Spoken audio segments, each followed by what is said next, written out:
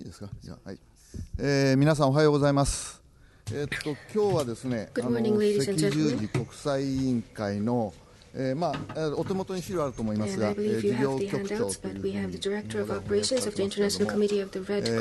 オペレーションをすべて統括しているピエール・クレヘンビュールさんをお迎えしてお話を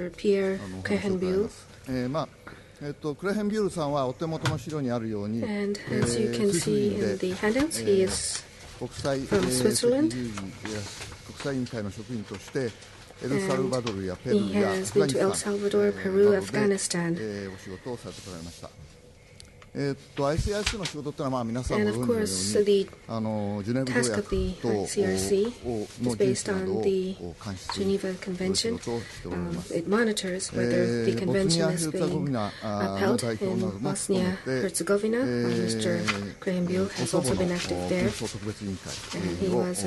いるなどさまざまな重要な仕事をされています。2000年から赤十字国際委員会の総裁個人顧問を経て2007年より現在のお仕事をしています。国際赤十字国際委員会の活動や日本との関係等々について今日はお話をしてくださっています。その後皆さんのご質問を受けたいと思います。ではどうぞ。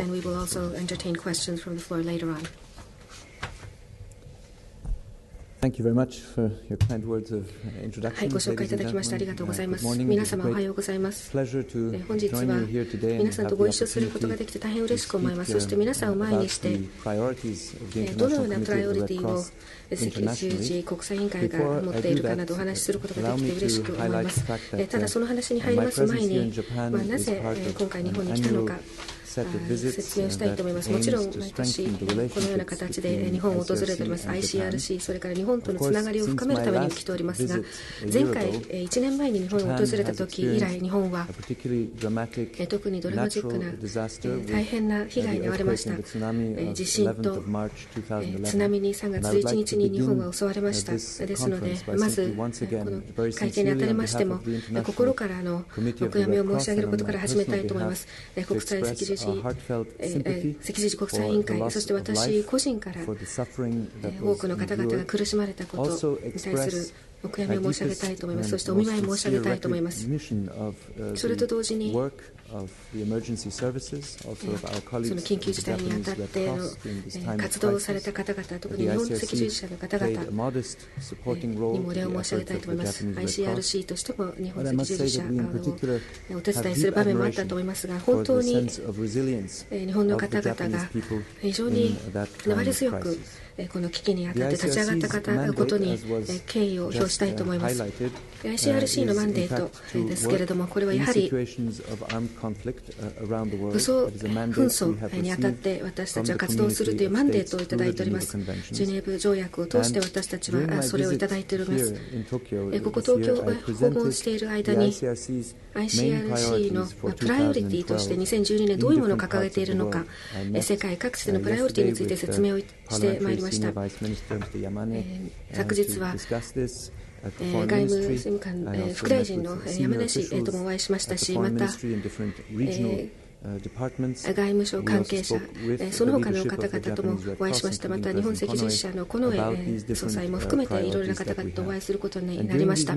そしてこうしたミーティングの中で私は心からの感謝の意を表しました。やはり日本と ICRC との関係がここ数年非常に強まっているということに対して感謝を申し上げました。特に外交面、それだけではなく財政面でも非常に強いつながりがありました。2011年には日本からおよそ5000万ドル相当の拠出金を ICRC の方にいただきました。これで日本はドナー国として第6位となりました。これは私たちとっても誇りに思っていることでもあります。でこれを特に申し上げるのはやはりこれだけの財政的なコミットメントを日本がこの震災があったにもかかわらずしてくださっているからこそ、本当になおさら感謝をしているということで申し上げております。ですので、これは日本が大きな信頼を私たちの組織に寄せてくださっている証拠であると考えております。で、この日本からのご支援、これは我々にとって非常に重要なものです。というのも、おかげさまで私たちの活動が世界でも本当に武装地域である厳しい地域でも活動ができるということになるからです。アフガニスタン、ソマリア、スーダン、それから南スーダン、リビア、その他いろいろな国々でも私たちは活動することができます。コンゴ民主共和国も含めてです。私たちは人道活動組織でありますが、こうした紛争地域へ一番良いアクセスを持っている組織であります。そして日本からのご支援というのは、そうした地域への被害者に手を差し伸べる上で大きな助けとなっております。また私たちはプログラムを直接私たち自身が実施している、そういう機関であります。つまり納税者のお金を私たち ICRC にいただきますと、まさに現場で私たちのチームが直接使って活動しているということを保証することができるということです。そういう意味で私たちは強い説明責任を負っています。また私たちは日本からサポートを受けるだけではなく ICRC としてもいろいろなことに取り組んでおります。たくさんの日本人のスタッフの方を ICRC にも迎えております。1年前私がこちらに来たときに6人の日本人の方が ICRC で働いているとご報告申し上げました。その後1年経ちまして14人となりました。国際的に活動している日本人の方々です。それに加えて4人の日本人の方がここ東京のオフィスの方でも活動してくださっています。ですので合計18人の日本人の方が ICRC の中で活躍してくださっているということです。これまでと比べますとこの数も大きく増えました。東京事務所ですが、まさにこの建物の中で2009年にオープニングセレモニーを行いました。でこの事務所が開かれて以来、我々はここを拠点としまして、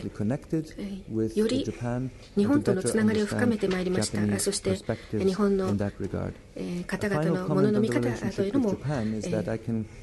見識を深めてまいりました。もう一つ日本についてですが、日本は今年2012年 ICRC の最大のドナー国の会議を開くことになります。日本もメンバーになります。このドナー国支援会議をここ東京で開くことになります。今度の5月に開かれることになります。そしてこれは初めてアジアで開かれるドナー国支援会議となりますので、私たちとしても大変嬉しく思います。さて ICRC の活動、さまざまな世界の地域での活動を見てみますと、2011年から2012年にかけてはまず一連の新しい危機に対応しなければなりませんでした。そのうちの一つはやはりいわゆるアラブの春に関連するものでした。まずリビアがあります。リビアも我々の2011年の大きな活動の拠点の一つでした。100人以上の国際スタッフを送り込みまして新しいオペレーションを始めました。また医療支援を病院などに提供してまいりました。特にミスラタでの紛争では多くの人たちが関わりました。また数々の身柄拘束されている人たちのところも訪問しました。これは昨年の5月から始まった活動ですが、私たちは8500人もの方々に訪問しました。60カ所に分かれて収監されている人たちのもとに私たちはリビアだけでも訪れました。世界各地のこうした収監されている人たちに訪問するのも私たちの活動の大きな一環です。平均して毎年50万人ほど訪問しております。90カ国でそれだけの人数に会っているわけです。リビアはその例の一つに過ぎませんが、私たちはグアンタナモでも行きましたし、イラク、アフガニスタン、その他の地域でも多くの収監されている人々のところに行きました。さてリビアの話に戻りますが、私たちは何千人もの避難民の方々の支援にも当たりました。その方々の帰還の支援もしたのです。例えば最近であれば3万人のリビア人、セルトなどいろいろな都市から逃げた人たち、その人たちの帰還を助けました。リビアの地図を見ていただきますと、地域ごとに見ていただきますと、リビア周辺の国々、こちらも間接的に影響を受けていることが分かります。というのも武器、これがやはりリビアから他の国々にもたらされました。で、今私たちが懸念しているのはマリの北部、それからニジェールの北部です。つい最近もマリの北部では3万人の人たちが家を失いました。これもやはり暴力が増えたからです。それとともに1万5000人がニジェール北部で家を追われることになりました。そこでも ICRC は厳しい状況の中で活動を展開しております。食料、それから家ですとか、それから水などを提供しながらやっております。もう一つ、アラブの春に関わるこの1年の新しい活動、これがシリアであります。シリアというのは、この人道的に見て状況は非常に危惧すべき状況であるというふうに思っております。とりわけ、今現在、こういった状況が悪化していることは大変危惧すべきことだと思います。何千人もの犠牲者、また何千人もの避難民が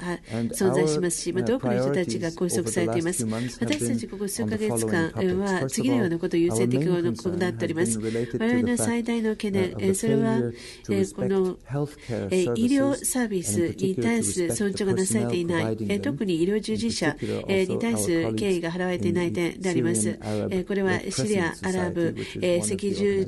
新月者においてもそうであります。そしてまた ICRC は直接シリアで活動しております。私たちのチームがシリア内で活動しておりますけれども、しかしながら残念なことに繰り返しこの救急車が銃撃されると、そして1月25日には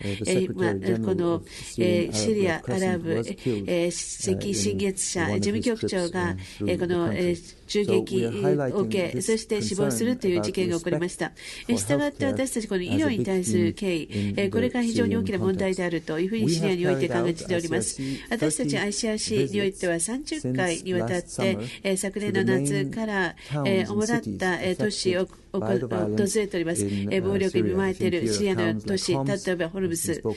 れに関しては最近もよく話題になっています。ハマ、これまたデラ、そしてイドリブなどといった都市であります。こういった都市に行き、私たちはその医療支援、物質的な支援を行っております。そして例えば病院などにおいて医療費などを提供しておりますけれども、しかし私たちはこれまで行っていた活動で十分だとは思っておりませんが、おそらく我々が唯一国際人道機関としてこのように定期的にさまざまな都市、シリア国内の都市にアクセスできる唯一の機関ではないかと思っております。それからその収容者の訪問でありますけれども、今現在刑務所においてどのぐらいの収容者がシリアにいるか分かりませんし、今現在はこういった収容所を訪れておりません。というのは私たちはまだシリア当局とモダリティについて話し合っております。ICRC というのは世界中どこであっても同じその基準に基づいて訪問を行っております。このことに関してはシリア当局と交渉中であります。シリアだけ異なったモダリティ、あり方を取るということはありません。こういった新たな危機に加えて ICRC は従来からのさまざまな紛争地での活動を進めております。一部何年にわたるものであります。例えばアフガニスタンなどがその例であります。ICRC はアフガニスタンで30年間活動してきました。さまざまな紛争の段階に関わってきました。そして今現在はアフガニスタンにおいては徐々にこの国際部隊からこの治安の責任をアフガニスタンの治安部隊、そしてまたアフガニスタン国軍へと移譲しつつあります。この文脈において私たちは今何千ものこの拘束者、これはこの例えばさまざまな人たちを訪れておりますし、そしてまた多くの医療機関に対するサポートしております。例えば非常に大きなカンダハールの病院に対するサポートをしております。ここでは外科的な訓練、またその他の訓練を行っております。アフガニスタンの職員がこの病院で働いている人たち、彼らに対するサポートをしております。カンダハルの病院というのは唯一のこの350万人を対象にした病院であります。カンダハル周辺のすべての人々に対し治療を行っているところであります。それからもう一つがアフガニスタンの活動の例でありますけれども、私たちのその整形外科系の活動であります。アフガニスタンで地雷の被害が非常に多いということで、何千人もの人たちが四肢を失っている、そしてまたポリオなどによって四肢を失っております。したがって私たちがこの活動を始めた1988年以降、私たちは10万人のアフガニスタンの人々に対し、その義足、義手等を提供しております。そしてまたもう一つ申し上げたいのは、98% の職員、スタッフ、こういったその整形外科センターにいる人たちは、自らこのように義足を使っている人たちであります。自分たち被害に遭い、そして助けられ、彼らは今度は医療を提供する側に立っております。2012年、アフガニスタンの活動が世界でも最大となります。南スーダンもまた私たち今現在、多くの活動を展開しております。そしてここは私たちの活動、最も大きい2010年の活動のうちの一つ、10カ国の一つであります。南スーダンは昨年独立をしました。そして今現在は国の制度づくりをしております。多くの国々、国際社会からの支援をしております。日本も含めてであります。それから加えてまた南スーダンはさまざまな点をめぐってスーダンと対立しています。石油、土地などをめぐる対立であります。それをめぐってさまざまな国境における暴力がここ数ヶ月間起きております。それからまたそのコミュニティ、地域内における紛争が起きております。南スーダンの中でも紛争が起きております。例えばこの何千人もの人たちがそのジョグレ州において避難民となり、そして何百人もの人々が怪我をするというようなことがありました。それからまた私たち医療に関わる活動をしております。例えばマラカール病院というところがあります。これは南スーダンの一部で、ここでは教育を行っております。多くの怪我人の治療のための訓練を行っております。日本のナースの方もここのチームで活動しております。ここ6ヶ月間、2011年のここ6ヶ月間、350人の怪我人の治療を行っております。外科手術等を行っております。そして今現在120人の患者がすでに今年治療を受けております。また多くの家族、離散家族の支援をしております。紛争ゆえに離散をされてしまった家族を支援をしております。またその他の世界における活動、後ほどまたいろいろな質問があると思いますけれども、例えばこのコンゴ民主共和国、またスーダン、イエメン、イスラエルと占領地、コロンビアなど、私たちが優先的に今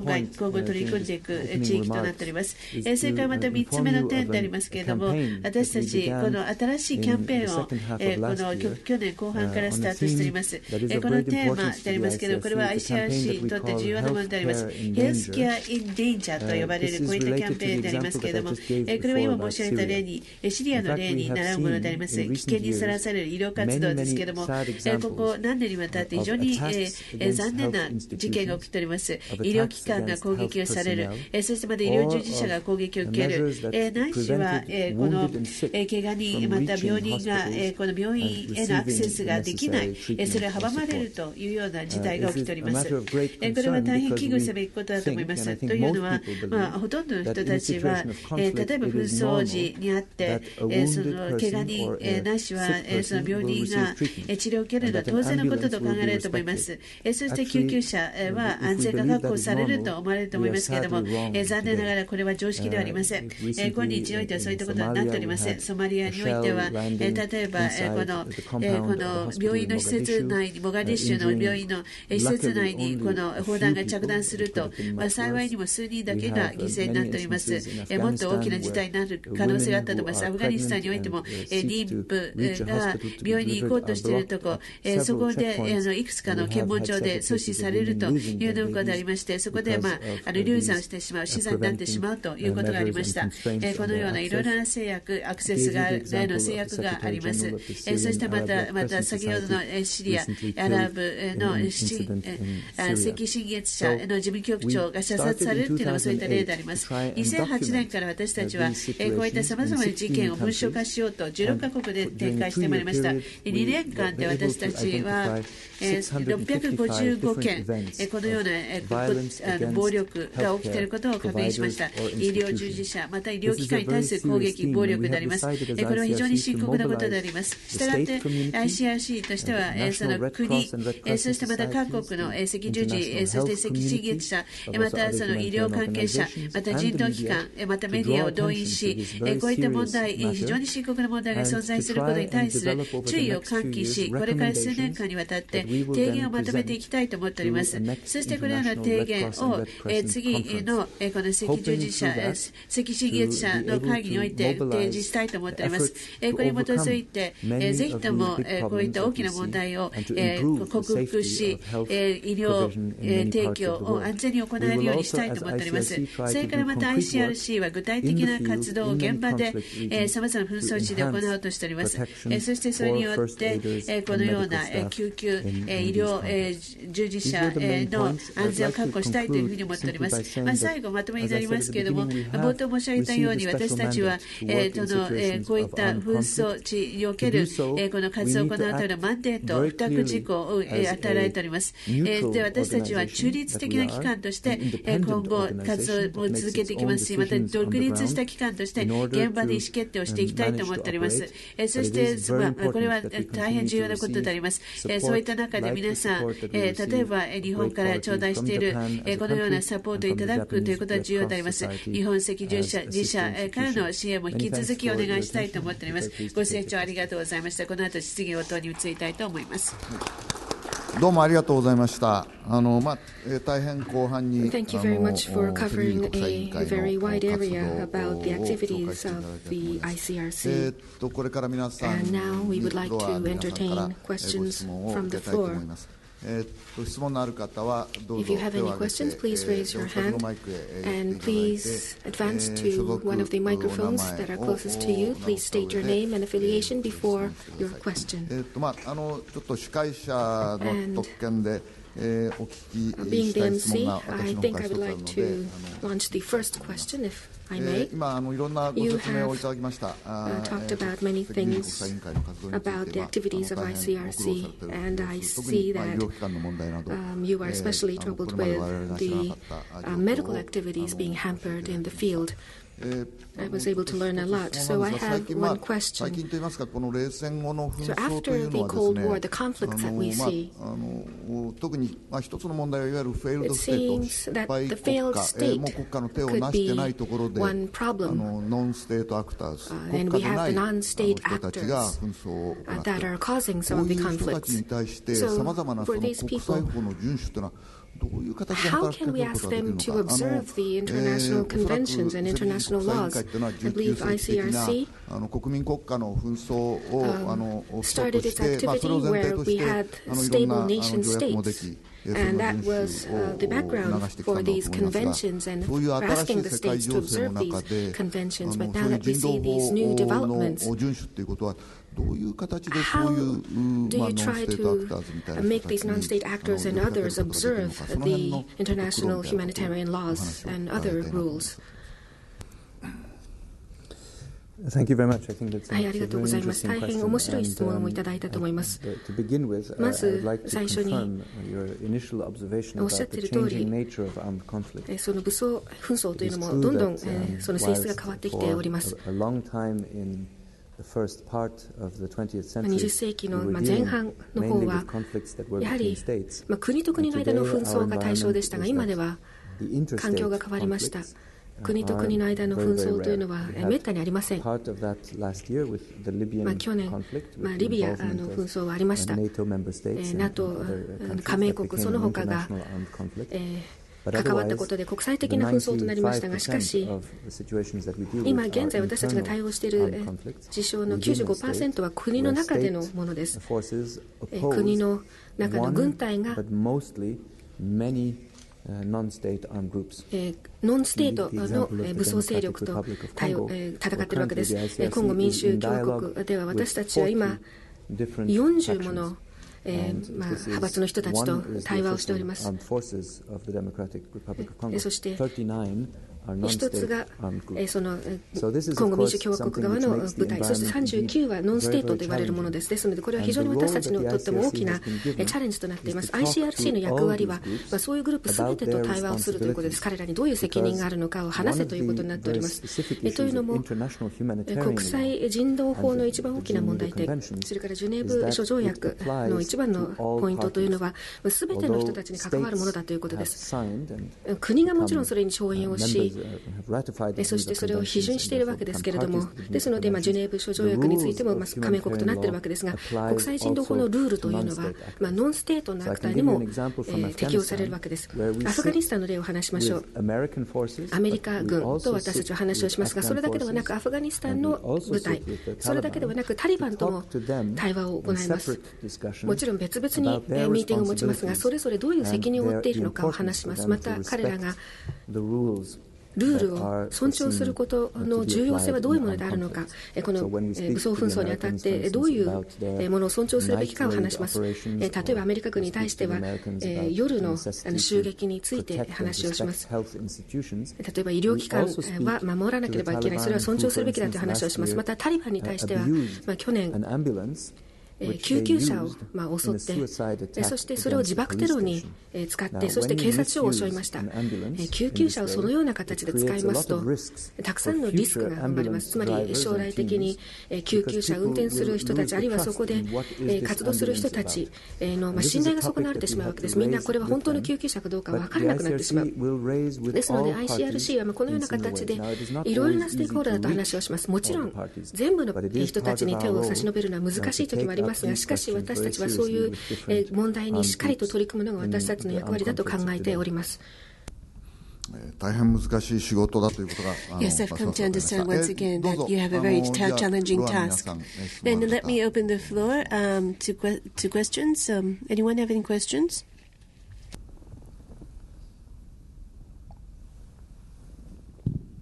毎日新聞の福島と申します。福島 from 毎日新聞 newspaper. About Syria and Libya, I have one question each. As for Syria, you mentioned that the healthcare workers' institutions are not being respected. But is this caused by, I believe this is caused by the Syrian authority, but is this intentional? Or how should I say? What is the intention behind this? Why is this disrespect? Can you give some specific examples to explain why there is this disrespect? The second is about Libya. Well, NATO and the international community has a responsibility to protect. And based on this responsibility to protect, they intervened into Libya. But under new humanitarian rule, and this sort of intervention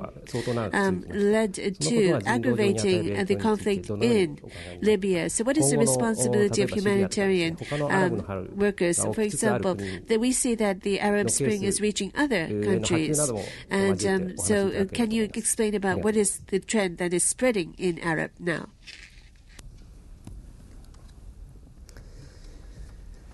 Thank you. I think it is. 私たちが例えばシリアのような国に活動し、そしてそこで例えば先ほどご説明したようなことが起きると、例えばこの赤新月社の事務局長が殺されるといった場合、誰がその責任が持っているかを特定するのは難しいと思います。確かにある程度その分かっている、それを文章ができるようなケースもありますけれども、なかなかそれは難しいと思います。こういった状況においては、人々は非常にそういった情報を共有することに関しても抵抗感があります。したがって私たちはすべての人たちと話をします。そして私たちの直接コンタクトを取れるような人たちと情報を集め、例えば医療従事者ですとか、そしてまた文民の皆さん、当局、市民と、それから当局と話をします。で、私たちが例えばそういった中で、この国がその背後にいると思ったならば、私たちはその当局に対しその報告書を出します。これはこの ICRC は機密にこの行動を開始するためにこういった行動をしますけれども、しかし今現在のところではそれぞれのケースにおいて誰がその責任を持っているかは分かりません。曖昧なところが非常に多いと思います。そういったことが起きた後に私たち行きますので、したがってそういったことを特定するのは非常に困難であります。したがって私たちはこのトピックをこの当局と提起をし、そしてまた一般の人々に対しこれを懸念すべき問題として提起をしております。ではなぜこういったことが起きるのか、どういった意図があるのかというご質問ですけれども、一般的な答え方をしますと、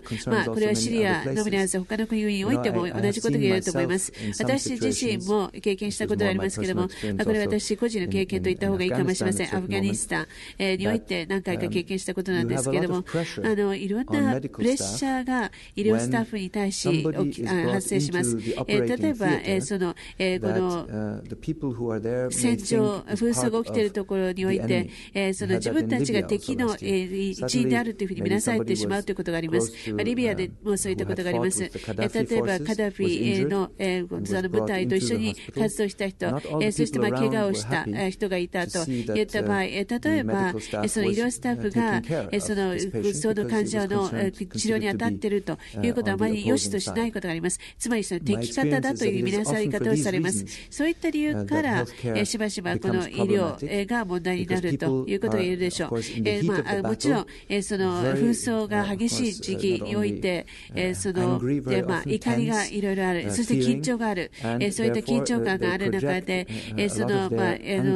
えば怒りを医療従事者にぶつけるということがあります。彼らは本来であれば人命を救済しようと、10分前その戦っていた相手方の人間がそういった救済をできるのかといった誤解、そういった不信を持たれるということがあります。したがってそういったことがあるがために我々もまた彼らに対しその誰しもそういった例えばその医療を数分後に必要とすることもあり得るんだと。したがって例えば外科医に圧力をかけている人たちは例えばその翌日には外科治療を必要とするようなこともあり得るんだということを分からせることが必要でしょう。そういった努力を重ねなくてはなりません。各国において医療がなぜこのように重要であるか、そしてなぜこういった従事者を尊重しなくてはいけないのか説明すべきだと思います。これは大きな課題ですけれども、しかしこれはしつこくやっていく必要があると思います。それからまたリビアにおいてそのresponsibility to protect ということをおっしゃいましたけれども、これは安保理から付託されたことであります。昨年のこの介入にあたってそのような保護をする責任を認めたわけでありますけれども、 ICRC にとってはその正当な行動、例えば安保理が行う正当なこの行動と政治的な行動を見分けるのは非常に難しいと思います。人道機関として私たちは特に ICRC は例えばこういった安保理が行う決定に関して意見を述べる立場にありませんが、結果を見ますとこの紛争地におけるその結果を見ますと NATO ないしは NATOの加盟国が軍事介入をし始めたと同時に、私たちは彼らに対しアプローチをし、そして彼らに対しそのどのような安保理の決議があったとしてもその軍事的に関与している国々はジュネーブ条約のもとこの文民を尊重し、そしてまた彼らの活動はこの上空からでありましたけれども、しかしこれらの活動はこの国際人道法に基づいて行わなくてはいけないということを説明しました。これはリビア当局側に対しても当事者に対しても同じことを言いました。で NATO とこういった問題について話し合う際、もちろん私たちは彼らに対し同じような言い方をします。他の当事者と同じであります。アフガニスタンもそうであります。 NATO のこのような作戦において問題があれば全て当事者に対し同じことを言います。中立性を保ちます。全ての当事者に対し同じようなアプローチを取っております。でそこで私たちの責任は、その誰がこの紛争に関与しているかとは別に、その人道的な結果を見るということが中心です。ですから私たちは例えば現状に起きている、例えばその監視をします、アラブの春、いろんな動きがあります。ですから私たちはシリアで今活動を展開しておりますし、できるだけ大きな影響力を行使したいと思っております。またイエメンでも活動しております。私たちは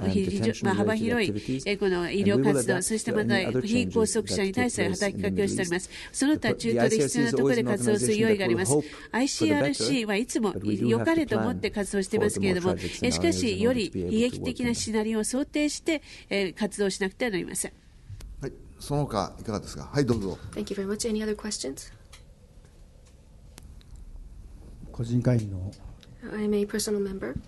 大丈夫です。聞こえてると思います。百瀬と申します。My name is 百瀬。今ヘルスケアとメディカルケア、それに関連して、メディカルケアとかヘルスケアを、実施するというか、そういうサービスを提供する人たちの安全の問題についてご意見をお伺いしたいと思います。多くの、組織では場所によって異なりますけれども、武装したガードというか護衛要員ですね、そういう人たちを雇用して活動の安全を保つようなことをやっています。それは必要最小限ということではあるんですが、1990年代のソマリアなんかの例を見ますと、そうした、当時はテクニカルズと呼んで、武装グループを、安全のために雇ってたんですが、そういうことがソマリアの後の暴力の土壌の一つになったんではないかと、育てる土壌の一つになったんではないかという疑問も出ています。その辺 ICRC はどうお考えでしょうか。今現在、例えばアフガニスタン、あるいはソマリアの一部、いわゆる武装の護衛みたいなのも使っておられるんでしょうか。その辺をお考えをお伺いしたいと思います。はい、ありがとうございます。おっしゃっている通り、まずこのような紛争地で活動するというのは、や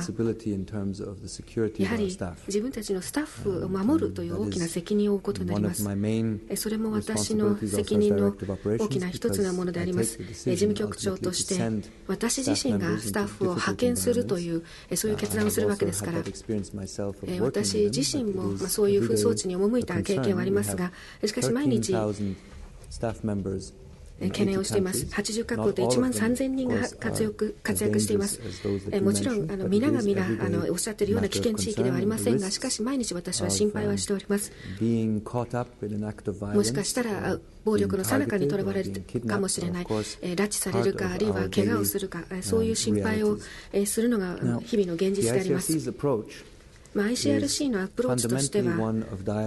対話を基本としております。対話のみが私たちにとっての受け入れられるためのツールとなっています。対話というのはつまり毎日世界各地で ICRC のスタッフメンバーは武装勢力と一緒に座って人道的な状況について話をすると、それだけではなく ICRC についても説明をするわけです。というのも私たちもたくさんの質問を受けます。紛争地帯の人たちは当初私たちに疑惑の目を向けます。外部から入ってくる人たちに疑問を持つわけです。何か目的があるんじゃないかとか、私たちが政治的なアジェンダの一環としてやってくるんじゃないかとか、あるいは国際社会の一員として送られたんじゃないかと懐疑的に見ています。しかし私たちは中立であるということを説明しなければなりません。私たちはどちらの味方でもないのだと説明します。またこの政治的な状況についても意見を持っていないと説明します。私たちが行くのは人道的な目的のためだけだと説明をします。もちろん1回の会議で全ての人を説得することはできません。中立について語ることはできるけれども、それをなかなか信じてもらえないわけです。紛争地にあって中立なんてありえないと、私自身何度もそういう話を武装勢力の人から聞きました。ペルーでもそのような話を聞きました。どうやって中立なんて保てるんだと、紛争地なのにと言われます。私たちは中立でなければこの厳しい環境の中で私たちは生き残っていくことはできませんと説明します。すると皆私たちの活動を観察するんです。中東の方で武装勢力で数年後にこういった人がいました。4年がかりでようやく ICRC になれたというんです。毎日私たちの活動を見て、そして我々の言葉に耳を傾け、我々が中立だと言っているけれども、中立的な活動を展開しているかをずっと観察してきたわけです。時間をかけて信頼をしてもらえるわけです。言っていることとやっていることがマッチするのを見てもらってこそなんです。もちろん非常に極端な事例もあります。ICRC の中でも非常に稀なケースですが、武装したガードを連れていくしかないという場合もあります。もちろん一つ例外はソマリアです。現在そのような武装したエスコートを連れていくというのはそれ以外にありません。ソマリアの場合はやはり拉致の危険性が高まったからです。拉致、誘拐の危険性が高まったということもありまして、どうしてもそれをしなければなりませんでした。もちろんジレンマがなかったわけではありませんし、懸念されることもたくさんありました。ただここが唯一の国です。唯一だというのは、今アフガニスタンの話をされたからです。私たちはそこではエスコートはつけていません。イラクでもそうです。エスコートはついていません。コンゴ民主共和国、スーダン、その他の地域で私たちはエスコートなしで活動を展開しています。これはやはり ICRC が長年にわたり努力をして、そしてさまざまな紛争関係者に私たちは政治的な立場を取っていない中立の立場なんだと説明してきて、やうやく勝ち得たものです。ただそういうふうに理解してもらうためには時間がかかりますが、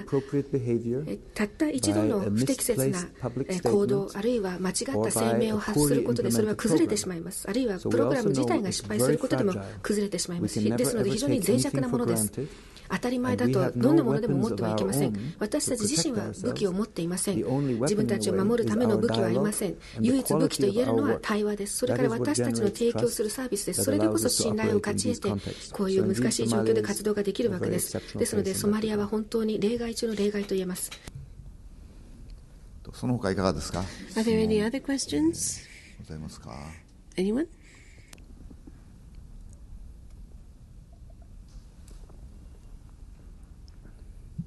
内容でした。ちょっと私の方が If not, then I would like to pose a question, a very technical question. 最近は戦争の形態が変わってきていて、Wars are changing in nature. オサマ・ビンラディンの Osama bin Laden was killed. In other words, we see these elite forces, special troops, and also these drones are being mobilized. Unmanned drones are being mobilized, especially by the United States. These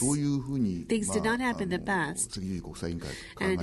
what is your observation at ICRC about this, especially drones? Well, this might develop into having robots fighting. So what should we be prepared for in the future? It's a very difficult question, I know, but what is your observation at ICRC about these things?はい、ありがとうございます。大変面白いご質問だと思います。例えば、組織として私たち ICRC は、まず現実を見なくてはいけない。現在あるこの現実を見なくてはいけないと。今お話ししたような様々な文脈において現実を見つめる。と同時にまた、その将来の紛争はどうなるか、明日のことを考えなくてはなりません。で、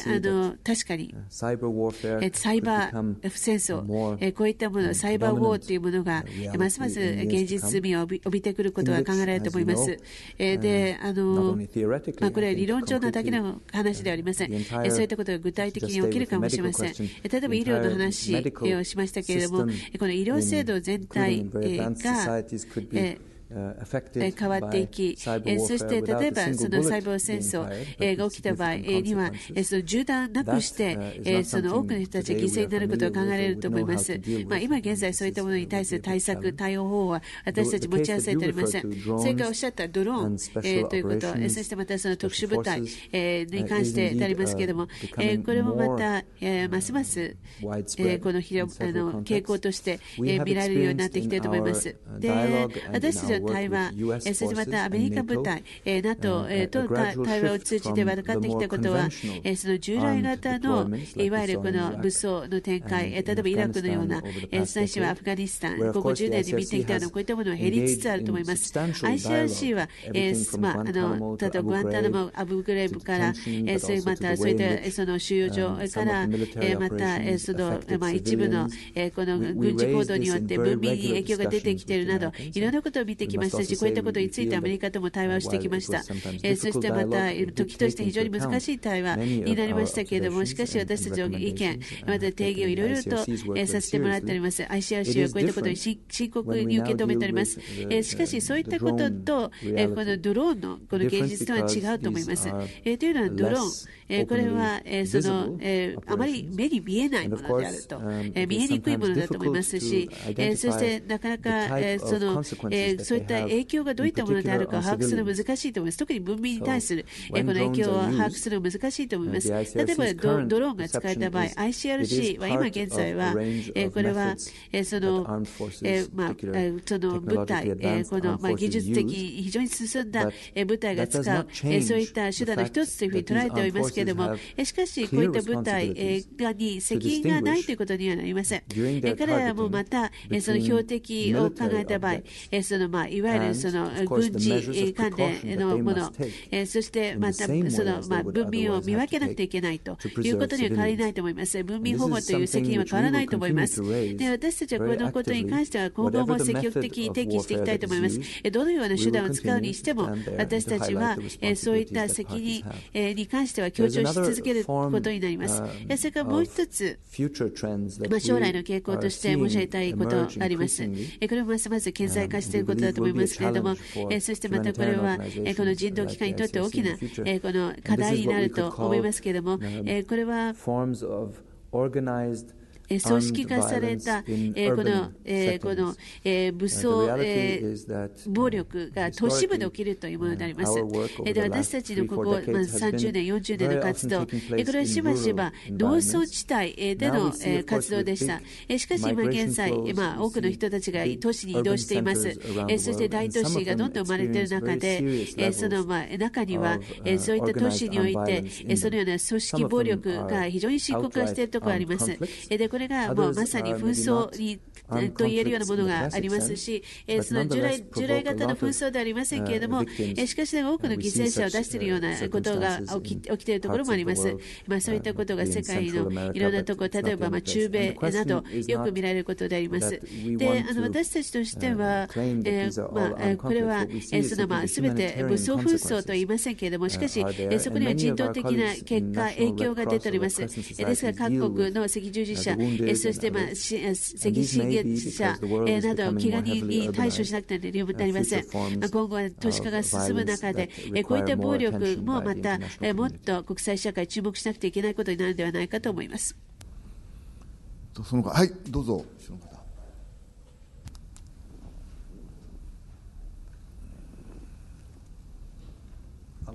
NHK の I'm from NHK. I'm an OB. My name is Uda. レッドクロスの近衛総裁とは一緒に勉強したことがあるんですが、今日のお話を伺っていてですね、大変感銘を受けたのはこの ICRC ですね。これが本当にその無防備でそういう紛争地域に行ってですね、活動なさっているということで。これは大変な貴重なことなので、レッドクロスだからできるのかもしれませんけど、例えば日本のね、国連の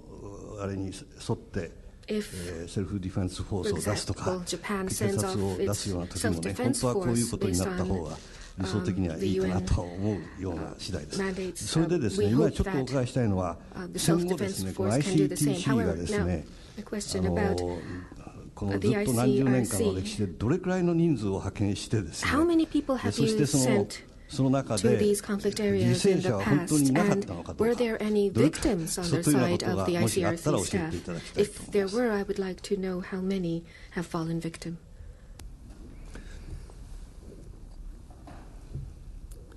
Thank you very much. はい、ありがとうございます。First of all, because you also mentioned, as I did earlier, President Konoe, コノエさんの話が出ましたので、an absolutely outstanding relationship of 大変素晴らしい信頼関係をコノエさんとも私たちは結んでおります。コノエさんは大変素晴らしい方で、私たちのこの東京事務所開設にあたってもご協力いただきました。日本赤十字社の総裁として、それから ICRC の方の方としても活躍してくださいました国際赤十字赤新月社連盟の方でも活躍されておりますので、おっしゃった点ですけれども、大変重要なことです。確かに私たちは犠牲者となったスタッフもいました。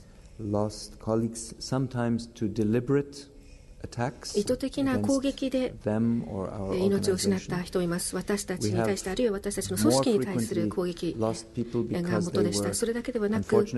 残念ながら偶然巻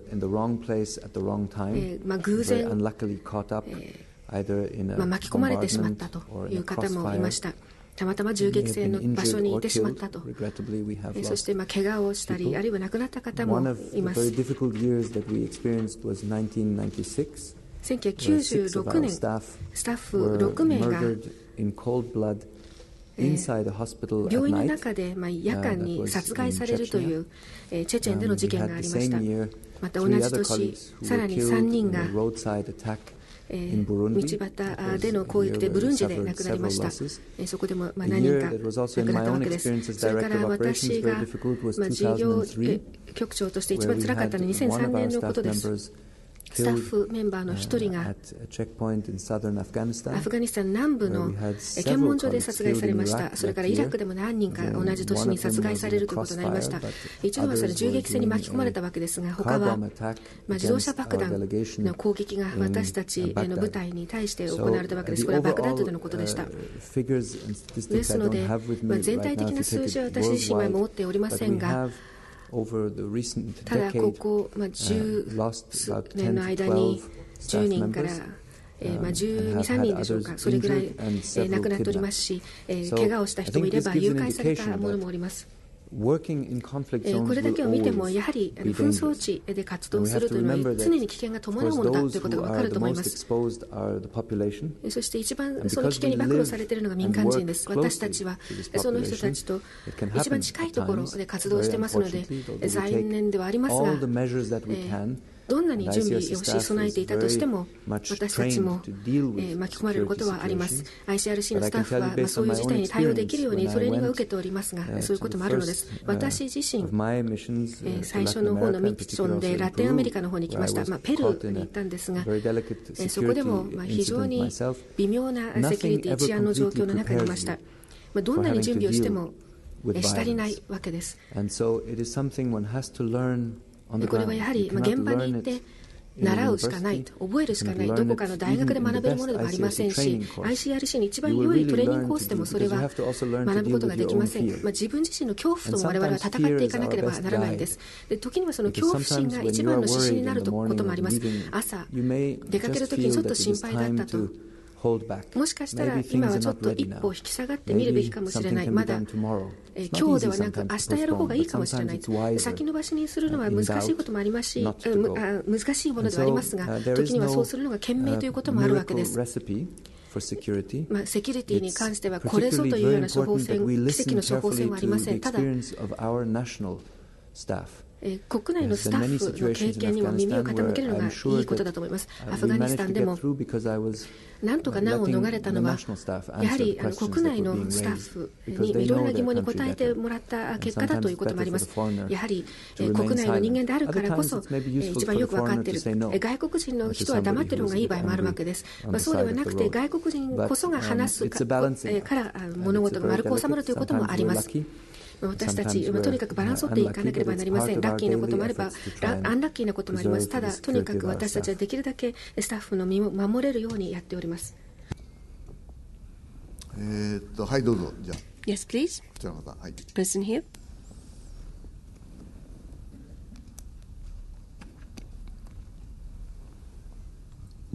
個人会員の近藤と申します。My name is Kondo. このパンフレットにも出てるん In で this すけども、 brochure, 8 it 月 says 30日が国 that 際 August 行方不明 30th 者の人、 is これ the 昨 day 年も of これはこれいただい the て missing. 今日も入ってたんです And I read this last year as well, 事務 but 局長さんがですね、SMU,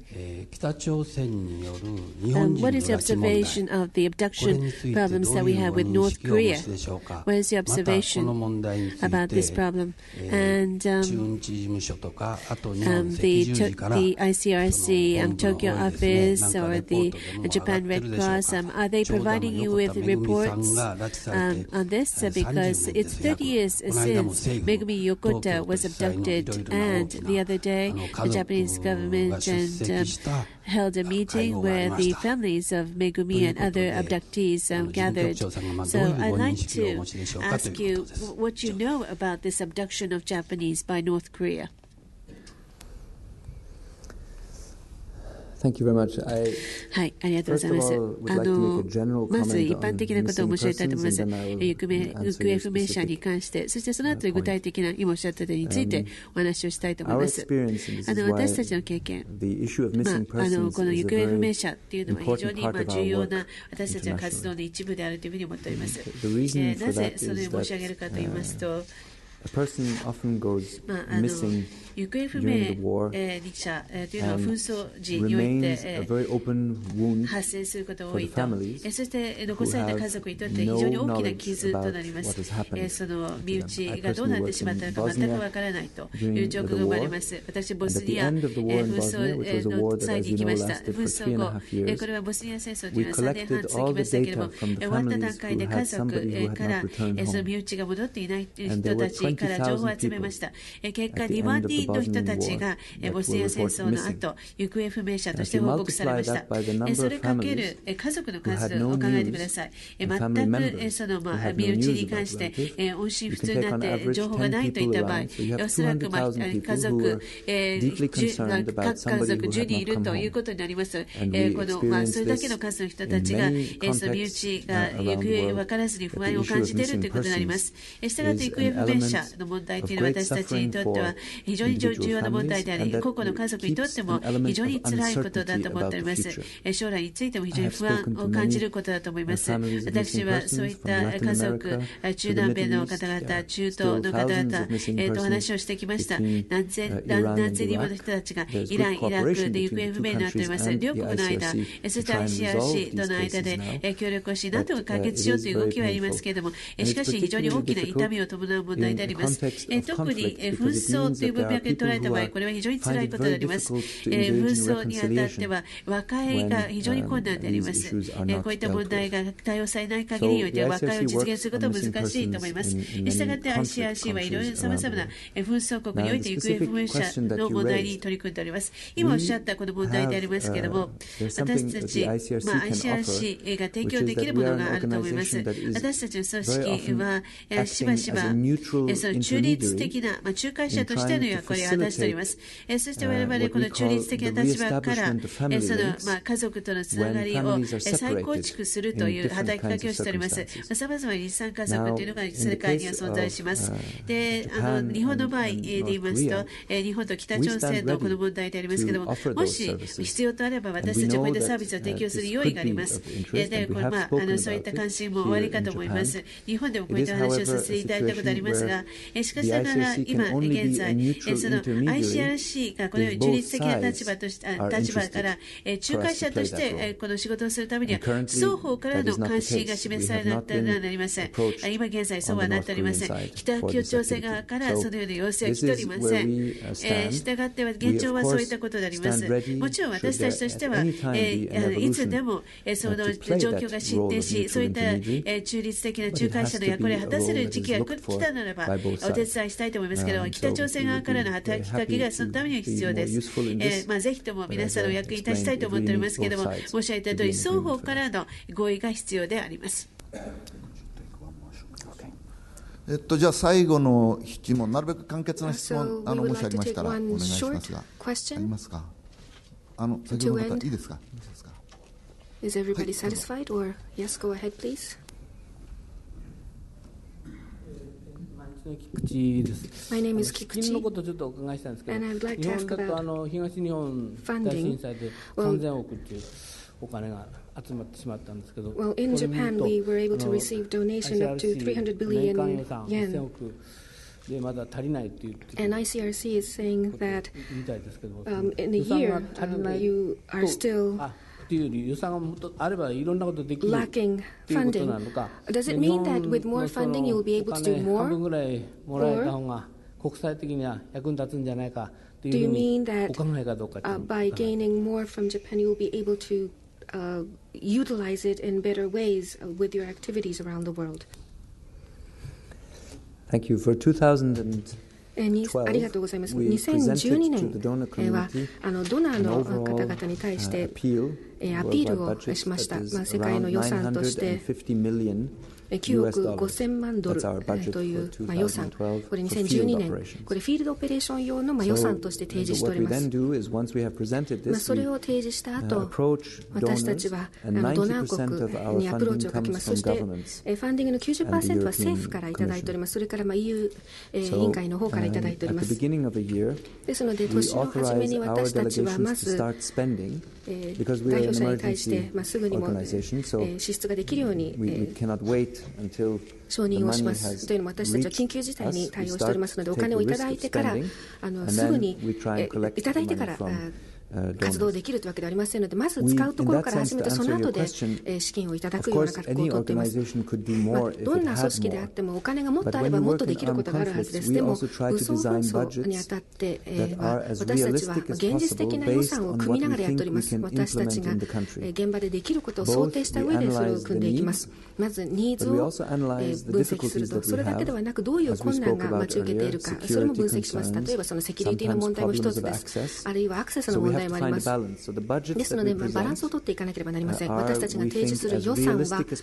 できるだけ現実的なものにする。私たちができることを考えて現実的にする。ドナーの方々に対して一般的なその希望だけを盛り込んだ予算を見せたくありません。私たちはこれまでもやってきたことをベースにしてできると思うものを提示しています。でこれもやはり信頼関係を構築する上で大切です。ドナーも私たちを信頼してくれています。毎年私たちが予算で発表したことの9割を実現しているのを見れば ICRC が予算を誇張して訴えているわけではないということが分かります。ですので毎年10億ドル相当ぐらい私たちはフィールドオペレーションを毎年組んでおります。そして昨年はドナー国からたくさんの支援をいただきました。そして2011年の予算をすべてカバーできるようになりました。今年も同じように努力をするつもりです。そして日本がより多く支援をしてくださいましたが、これは非常に重要なことです。一つにはプログラムの実施にあたって大切だということを申し上げました。それだけではなく、これはアジアの声が反映されているという点でも大切なんです。ICRC の中でアジアの声が反映されている。私たちは国際的な色合いをきちんと反映した組織になりたいと思っています。ですので、ドナー国支援会議が今年5月に開かれると、ここ日本で開かれるというのはいろんな意味で重要だと思っています。そのような形でファンディングの関係を構築しております。はい、どうも後半に質問にお答えいただきましてありがとうございました。ICRC の活動がよく分かったと思います。どうも今日はありがとうございました。最後に記者クラブの方から記念に。And lastly, we'd like to present the speaker with a token of our appreciation from the Japan Press Club. Thank you. どうも皆さんありがとうございました。Thank you very much.